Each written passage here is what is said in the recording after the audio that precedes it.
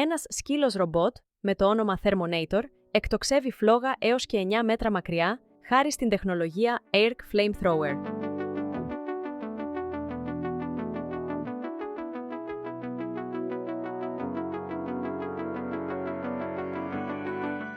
Η Throw Flame, ο κατασκευαστής του ιδιαίτερου ρομπότ σκύλου με το φλογοβόλο, ισχυρίζεται ότι είναι το πρώτο στο είδος του και είναι εξοπλισμένο με μια μπαταρία που μπορεί να διαρκέσει για μία ώρα.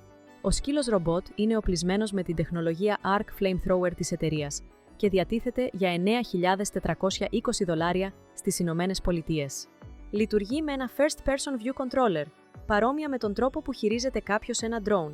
Ένα λέιζερ τοποθετημένο στο φλογοβόλο δείχνει την κατεύθυνση της φλόγας, η οποία μπορεί να φτάσει στα 9 μέτρα. Η τεχνολογία Flamethrower είναι ένα συμπαγές πλήρως ηλεκτρικό φλογοβόλο, που μπορεί να διαμορφωθεί με αμέτρητους τρόπους.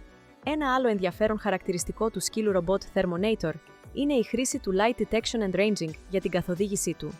Οι αισθητήρες LiDAR είναι εργαλεία μέτρησης και χαρτογράφησης με βάση το φως. Το ρομπότ χρησιμοποιεί την τεχνολογία για να υπολογίσει την απόσταση ανάμεσα σε αυτό και τα αντικείμενα γύρω του. Στην περίπτωση του σκύλου ρομπότ που εκτοξεύει φλόγα, η τεχνολογία LiDAR μπορεί να χρησιμοποιηθεί για την ανίχνευση εμποδίων και την αποφυγή τους, καθώς και για την ακριβή στόχευση του φλογοβόλου. Σύμφωνα με την Throw Flame, το ρομπότ μπορεί να λειτουργήσει σε απομακρυσμένες και δύσβατες περιοχές. Η Throw Flame λέει ότι όλα τα προϊόντα της είναι σχεδιασμένα για προσωπική και εμπορική χρήση, όπως εκαθάριση εδάφους, ελεγχόμενες φωτιές σε αγροτικές εκτάσεις, τήξη πάγου και χιονιού, περιορισμό, πρόληψη δασικών πυρκαγιών και παραγωγή ταινιών. Εκτός από τον τετράποδο σκύλο ρομπότ, η εταιρεία προσφέρει φλογοβόλα χειρός, εξαρτήματα drone με φλογοβόλα και άλλα προϊόντα.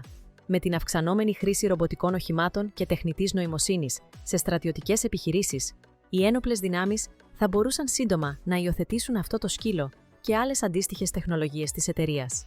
Το ρομπότ θα μπορούσε να χρησιμοποιηθεί για να εξερευνήσει εχθρικό έδαφος, να εντοπίζει και να αντιμετωπίζει απειλές, ενώ παράλληλα μπορεί να παρέχει προστασία στις ανθρώπινες ζωές. Οι ένοπλες δυνάμεις των Ηνωμένων Πολιτειών και οι αστυνομικές δυνάμεις έχουν ήδη δοκιμάσει σκύλους ρομπότ για τις επιχειρήσεις τους. Το Thermonator είναι ένα εξαιρετικά ανθεκτικό μηχάνημα που μπορεί να αντέξει σε διάφορα περιβάλλοντα. Τα πολλά υποσχόμενα αποτελέσματα σηματοδοτούν μια πιθανή ενσωμάτωση προηγμένης τεχνολογίας σε μονάδες του στρατού στο μέλλον.